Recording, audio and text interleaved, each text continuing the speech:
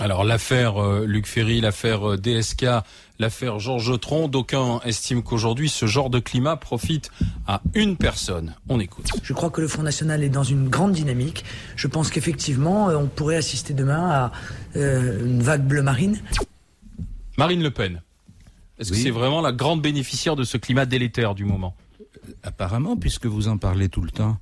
Je pense que c'est pour ça qu'elle fait ça. Et qu'on fait son jeu.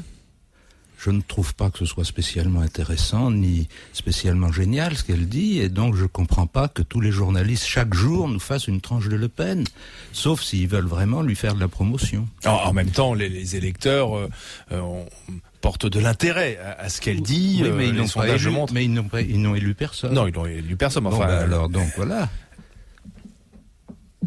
Donc en fait, on en parle trop. Donc vous êtes en train de dire que c'est une création médiatique, quoi, en fait. Ah non, pas du tout. Mais je dis qu'on fait son jeu.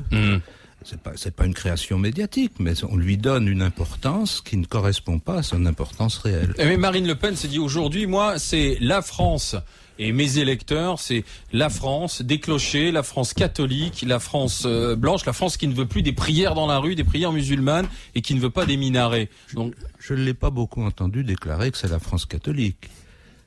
J'ai pas l'impression qu'elle soit une dévote exceptionnelle. Ah bah il y avait encore, comme chaque année, 1er mai, du monde autour de la statue de Jeanne d'Arc. Hein. Oui, mais enfin, statue de Jeanne d'Arc, c'est pas le catholicisme. Hein. Non, mais alors, on a beaucoup de pratiquants qui sont là. Qu'elle essaye de gratter une frange du catholicisme, c'est une chose. Il ne faut pas en faire une candidate du christianisme. Il y a des électeurs... sans doute du Front National qui sont catholiques, qui vont à la messe. Qu'est-ce que vous leur dites ? Ben, je leur dis rien de spécial. Je les invite, comme tous les autres, à réfléchir à ce qu'ils font et à examiner et à peser en conscience les programmes auxquels ils sont confrontés. Si on peut dire qu'ils sont confrontés à des programmes, car c'est aussi une question. Si les candidats aux élections ne disent pas les choses qui concernent les questions importantes de la vie, je vois pas très bien comment on pourra choisir.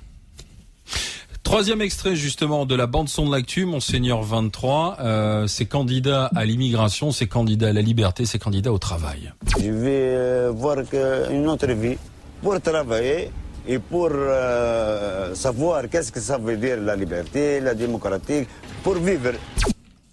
Ce sont ces Tunisiens, vous savez, qui fuient les combats notamment en Libye, qui arrivent à Lampedusa et qui ensuite cherchent un meilleur sort, notamment en Italie ou en France. Que doit-on faire d'eux ?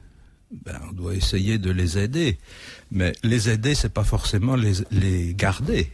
C'est une chose d'aider le développement de la démocratie en Tunisie. Je suis pas sûr que les Tunisiens qui quittent la Tunisie aide le développement de la démocratie en Tunisie. Je crois qu'on est devant un phénomène d'émigration économique.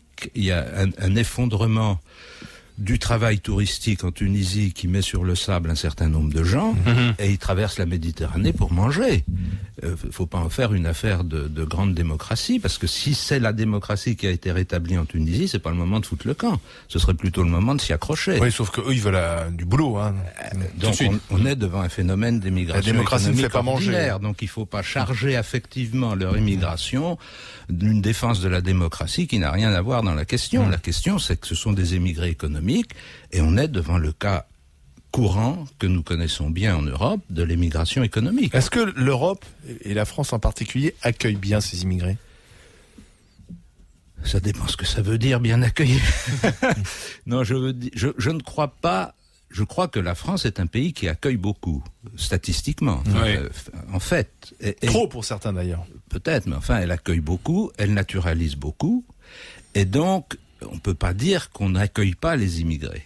Maintenant, la manière de gérer, d'essayer de gérer l'immigration, c'est-à-dire de ne pas laisser se développer une immigration sauvage, mais d'avoir une immigration encadrée. Cette manière de gérer l'immigration peut devenir plus ou moins brutale, plus ou moins aveugle. Elle peut devenir plus ou moins respectueuse de la liberté de circuler. Par exemple, pour le regroupement familial, par exemple, pour des gens qui vivent en France depuis 10 ans, qui travaillent, qui payent des impôts, qui sont assurés sociaux, etc., et à qui on dit, non, vous n'avez pas droit à être là. Bon. Pendant 10 ans, ils ont travaillé, ils ont fait les sales boulots que les Français ne veulent pas faire et qu'ils laissent faire aux immigrés pendant qu'eux vont s'inscrire aux assédiques. Et est-ce qu'on a un gouvernement aujourd'hui qui est respectueux? Est-ce que Claude Guéant, notamment, à travers ses différentes sorties, ses déclarations, est respectueux justement de l'être humain tel qu'il est aujourd'hui, de l'immigré? Je crois pas que ça soit un bon service à rendre aux immigrés que de transformer le travail du ministre de l'Intérieur à travers une série de phrases isolées, à travers des déclarations à l'emporte-pièce. Le travail du ministre de l'Intérieur, il se fait dans son ministère et je pense qu'il est attentif à un certain nombre de difficultés. Maintenant, ça ne veut pas dire que tout ce qu'il fait est parfait. Mais le pape Benoît XVI a fait récemment un message justement qui était, semble-t-il, adressé aussi à ces Européens qui s'inquiètent de voir ces populations immigrées arriver, qui disaient qu'il faut savoir accueillir l'autre. Hein, et c'est un message qui semble même un peu en décalage par rapport à une angoisse qui se développe en Europe face à la mondialisation, face à, peut-être à un déclin européen, ces mouvements populistes, extrémistes qui apparaissent ici ou là et qui ont tous un peu le message. Les immigrés sont en train de prendre notre place. C'est un phénomène qui est quand même historiquement assez facile à identifier. Quand vous avez un endroit où il y a de la prospérité, que vous avez un endroit où il y a de la misère, les gens qui sont dans la misère ont tendance à aller vers la prospérité. Alors on peut habiller ça comme on voudra.